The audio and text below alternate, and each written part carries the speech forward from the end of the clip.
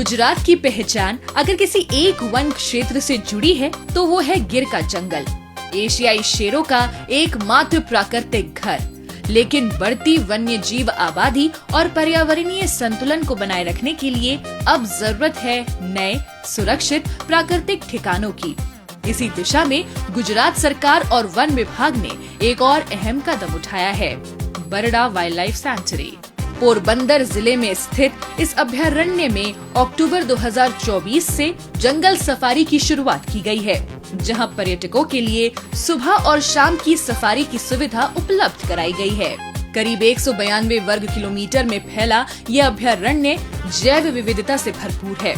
यहाँ कई प्रकार की वन्य जीव प्रजातियां पाई जाती हैं और हर साल बड़ी संख्या में जल पक्षी और प्रवासी पक्षी भी इस क्षेत्र में आते हैं, जो यहाँ आने वाले पर्यटकों को एक खास अनुभव प्रदान करते हैं। यहाँ पर्यटकों की सुरक्षा, सुविधा और जानकारी के लिए अनुभवी गाइड की व्यवस्था भी है।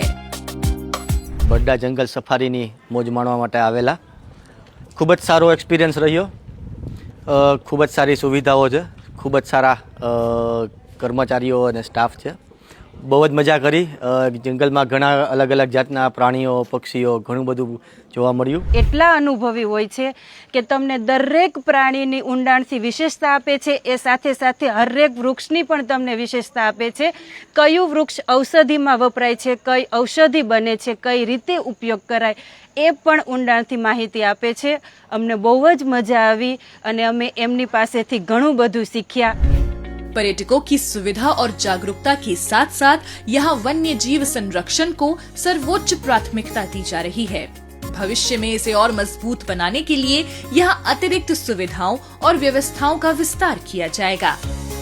वन्य प्राणीનું સંરક્ષણ પણ બરડા અભયારણ્યમાં ખૂબ સારી રીતે પોરબંદર વન વિભાગ અને ગુજરાત સરકાર દ્વારા કરવામાં આવી રહ્યું છે, જેના પરિણામે આવનારા સમયમાં અહીં મુલાકાત લેતા ટુરિસ્ટને વધુ रोमांचक वाइल्ड लाइफ नो अनुभव थई शकशे।